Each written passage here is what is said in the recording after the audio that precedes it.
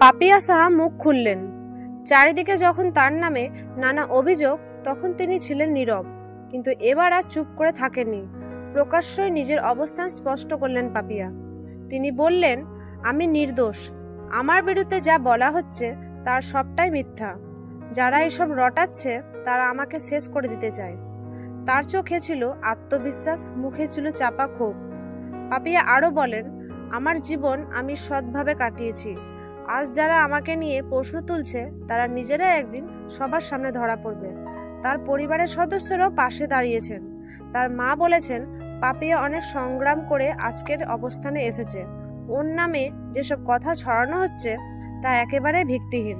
অন্যদিকে সোশ্যাল মিডিয়ায় এই বক্তব্য ছড়িয়ে পড়তেই শুরু হয়েছে মিশ্র প্রতিক্রিয়া।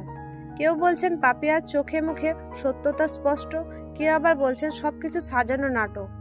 এই পরিস্থিতিতে প্রশ্ন উঠছে, সত্যি কি পাপিয়া সাহা নির্দোষ, নাকি সামনে আরও কিছু বের হবে?